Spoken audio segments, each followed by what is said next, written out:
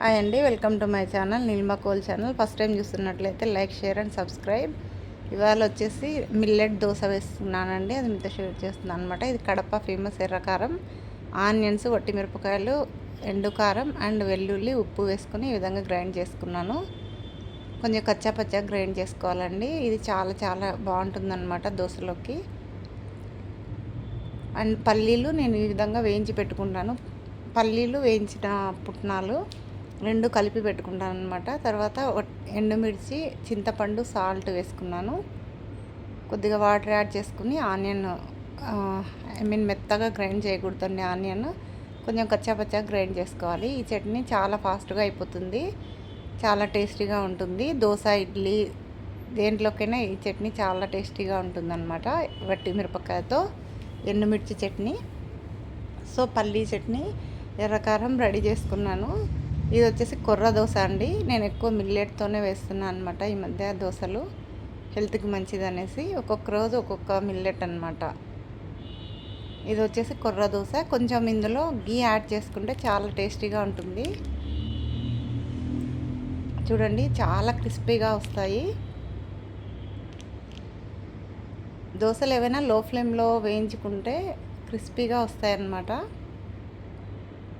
చాలా టేస్టీగా ఉంటాయి. అండ్ ఇది ఆనియన్ ఎగ్ దోశ కూడా చాలా బాగుంటుందండి. ఒకటి ప్లెయిన్ దోశ వేసాను, ఒకటి కారం దోశ.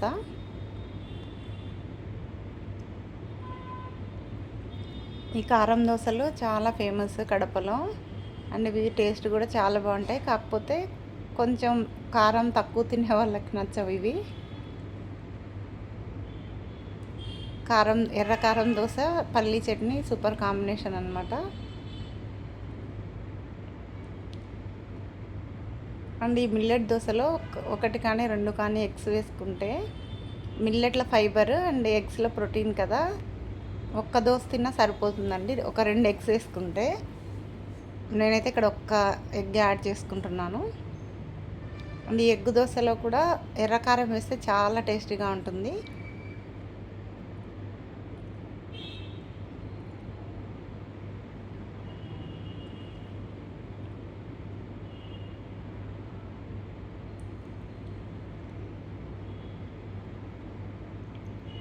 ఈ ఎర్రకారం అంతా స్ప్రెడ్ చేసిన తర్వాత ఇక్కడ నేను మునగాకు పొడి వేస్తానండి.